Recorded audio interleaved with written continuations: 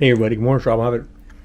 Guys have been thinking a lot about YouTube and the future of YouTube and what's happening with YouTube and whether or not that's going to continue to be YouTube with the artificial intelligence, the ability for people to just tell the computer to make a video and what's going to be in it, and the dialogue and everything just generated along with the video, and it's just mind-boggling. And it's also a little bit makes you a little nervous about the future, what's going to happen. And by thinking about the future of YouTube, I started thinking about the past, the very beginning of YouTube. What's the very first video I could ever remember watching on YouTube, and what got me interested in watching YouTube to begin with?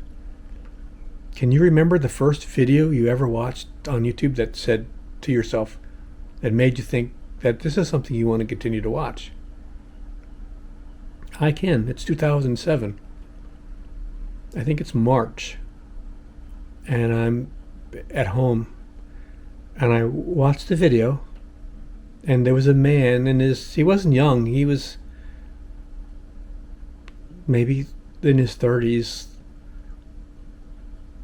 and that's still young, but he's in his, I think, his bedroom, and there's a window, large window, and he's next to it. There's good lighting, and you can see out his window. There's like a port. There's ships, and off in the distance on the other side of the water there's some mountains, and he's talking, and he's Japanese. I think he's Japanese, and I don't know what he's saying, and he's very soft, but sometimes he gets excited, and all of a sudden he holds up a little toy giraffe. I don't have a toy giraffe. I have a little tiny metal exact duplicate of a dog that was found in a Roman grave from like 2,000 years ago. And he's talking. He's not whimsical. He's not being silly. It's almost like he's nostalgic, and he's talking in Japanese, like "Go to Sakai, watashi no bento." 気持ちいからそぼそいもしもししんごろこなんだいさこなたなかラムンドカリンナコ I have no idea what he's saying. No, just like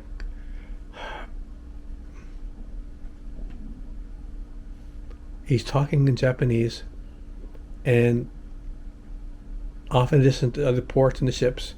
It's 2007, and I'm watching a grown man hold up a toy giraffe to a camera, and at that moment what he was doing was more interesting than the majority of what I was watching from Hollywood or on the television, because I was connecting with another person. I don't know what he was saying. Watashi no bento kariya Tanaka-sun. But it was fascinating. I'm to this day I don't know what he was talking about or why he was holding up a toy giraffe to a window overlooking a harbor in some place, maybe Tokyo. I have no idea. And but there was a human connection, and that was the most interesting thing about YouTube, was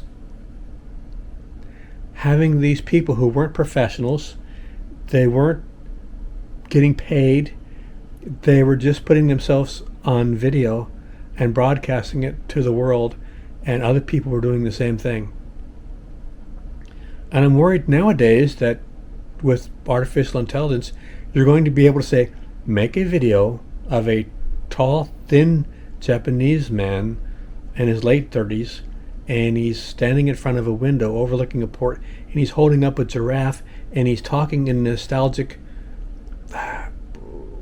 happy but bittersweet way about a experience that is somehow connected to a giraffe.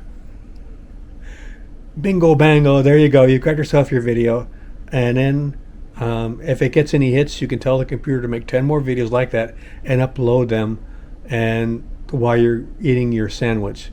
So I'm worried about the future. of what's going to happen. Um, but at the same time, I think humans are going to continue to search out and seek other humans and not be finding any solace in listening to and watching digital generated images.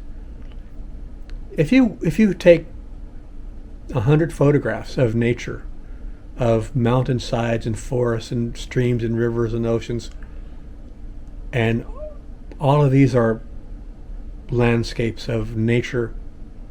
Some of them are fascinating to look at.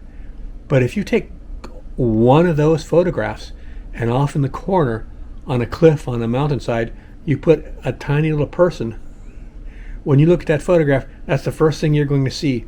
You're going to look at, other than the first visual image. As soon as you see that person, you forgot the trees and the ponds and the lakes and the sky and the wind and the clouds and the sun. You're looking at that person like, what are they doing up there on that mountain? Are there any more people? How'd they get up there? Are they going to come? You're a human being are fascinating by other human beings, and we all validate each other. And the machine generated digital, it's mind boggling, and it's looks completely real, but I still think people are going to want to see the flaws and the unexpected nature of humans, where we're standing in our bedroom in Japan and we're holding up a little giraffe and we're talking across time and space to the rest of humans. Tonoshi tanuki karafutan muru sosan. Guys, hope it was an interesting video, and you go out there and you make yourself some YouTube and talk to other humans. Get off the computer. I asked my nephew the other day, I always ask people, what you been doing for fun lately? And he thought about it and he said, I went outside. God bless him. God bless him. So yeah. What was your first video you ever saw on YouTube that you can remember? And what do you think's going to happen with the way things are going with digital technology and the robots? Or as my father used to say, the robots. Those damn robots. Alright guys, take care and sayonara.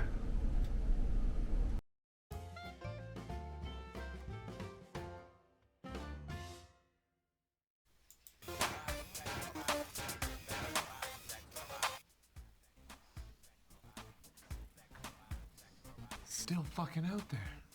What does he want? Did you